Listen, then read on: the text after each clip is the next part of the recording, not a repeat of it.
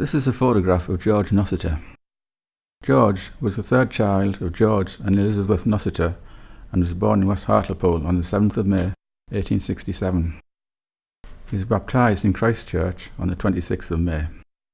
His father worked as a dock gateman and the family lived nearby at 18 Harbour Terrace. Harbour Terrace was a row of houses sandwiched between the coal dock and the outer harbour. Close by were the coal stairs where railway wagons discharged their loads onto the ships. It sounds a distinctly unpleasant place to live, but George spent much of his life here. Even when he moved, it was to somewhere quite close. Having grown up surrounded by the docks, it's not surprising that George's adult life was associated with water, ships and railways. However, his first job we know about is as a grocer's boy in 1881 at the age of 13. This lasted 2 years, and in 1883 he joined the North Eastern Railway. We don't know what this job involved, but it didn't last, and he left the railway company in 1886. He might have returned to the grocers, and he was certainly working as a grocer's assistant in 1891, aged 23. If so, it was his last contact with the retail trade, because later in the same year he rejoined the North Eastern Railway. In 1895, George married Edith Naomi Harnish. Edith lived at 17 Caroline Street with her widowed mother and 2 older siblings. Like many young women at the time, she was in domestic service. Harnish is a German name, her parents Charter and Augusta being originally from Germany. By 1901, George had followed his father as dock gateman. He also by then had 2 children, George and Albert. Some time after this, George started working on the railway company's tugboats. In 1907, he became second engineer on one of these tugs, the Stranton. By then, he also had a third child, another son, Edward. He stayed in this job, though by 1911 the family had moved to number 1 Dockgate Cottages, only 300 yards from Harbour Terrace, but in a more open area. Away from work on the tug, George was a member of 2 clubs, both associated with water, the Porpoise Swimming Club and the Neptune Boating Club. The final addition to the family was the 4th child, born in 1913, a daughter Florence. As for many people, George's life changed with the assassination of Archduke Ferdinand and the consequent outbreak of the First World War. The Stranton and other North Eastern Railway tugs were taken over by the government for war work. They were renamed and the Stranton became HMS Char. George and the other 7 crew members volunteered to stay with the ship and were enrolled in the Mercantile Marine Reserve. This is a photograph of a member of the crew, Edward Booth, one of the firemen, in his naval uniform. The name on his cap is Pembroke, which was a training establishment. The tugs were used in various places. One was sent to the Greek island of Lemnos as part of the Gallipoli campaign, and then the blockade of the Dardanelles.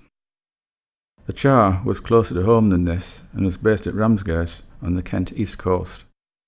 It was in the Dover Patrol, whose task was to protect British ships in the Channel and to block off the channel to German shipping, especially submarines. The Char was classed as an unarmed boarding vessel and was part of the Downs boarding flotilla. The Downs is a stretch of water between the Kent coast and the Goodwin Sands, and the purpose of the flotilla was to check all the ships passing through. The Char entered Navy service on the 17th of November 1914 with George and the rest of the original crew, plus several Royal Navy men who included wireless operators, Royal Marines, as well as officers.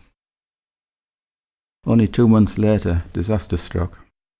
The events were described in an article in the Hartlepool newspaper, the Northern Daily Mail, on Monday, the 18th of January, 1915. The loss of a patrol boat details of the disaster. The Press Bureau at 11:15 last night issued the following. The Secretary of the Admiralty makes the following statement.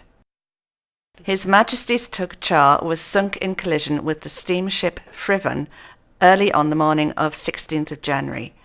It is feared that the whole of the crew have been lost. Further details of the disaster show that during the terrific gale which prevailed in the Downs on Saturday morning, the Char was endeavouring to get alongside a steamship to examine her when she fouled the vessel's bows and was cut below the waterline. The wind and sea at the time were terrific. Cries for help could be heard from the Char's crew as she rapidly filled and drifted away in the dark. No assistance could be given from those on board the steamer as no boats could be lowered. It is stated that the Char carried a crew of from 12 to 14. The captain of the steamship reports that after she struck, the tugboat drifted away and nothing more was seen of her. He was powerless to render assistance as great walls of water swept over the vessel. He sent up rockets for assistance.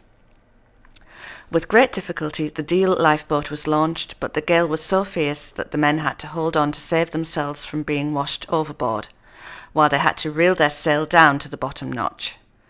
For hours, the lifeboat men searched in vain for the boat and any signs of her crew, all of whom have now been given up for lost. It is believed that the force of the hurricane blew the tugboat onto the Goodwins. The lifeboat men came back and stood by the steamer all night.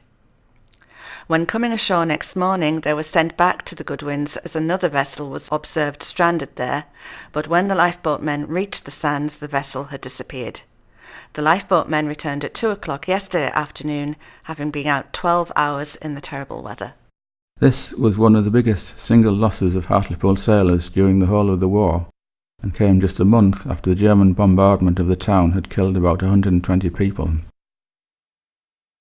The North Eastern Railway magazine published details of all their employees who died in military service, with photographs where possible.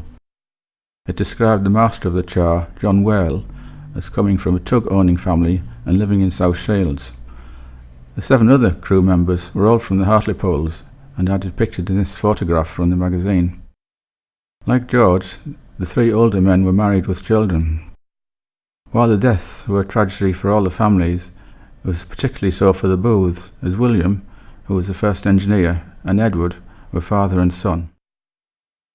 Possibly after George's death, Emily and the children made a move out of West Hartlepool to Lax Terrace, Wolverston. Emily does not seem to have remarried, since there was a 1953 record of the death in the Hitchin district of Emily N. Nossiter, aged 82. The crew of the Char have been represented surprisingly well in memorials. Being members of the Mercantile Marine Reserve, they are on the memorial on Plymouth Hoe.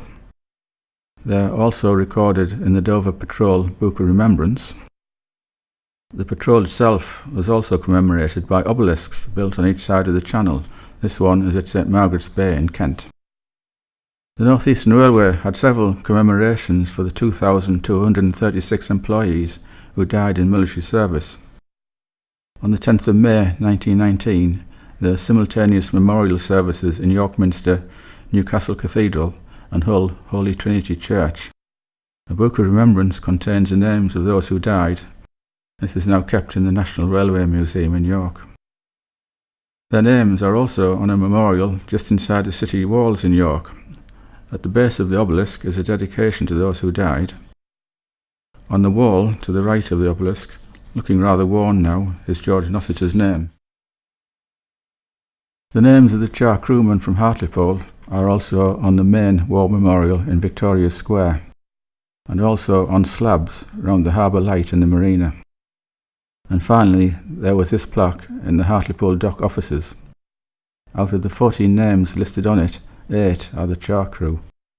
This plaque is now in Christchurch, which is sadly appropriate since this building, though now it's an art gallery, is where the 19-day-old George Nossiter was baptised in 1867.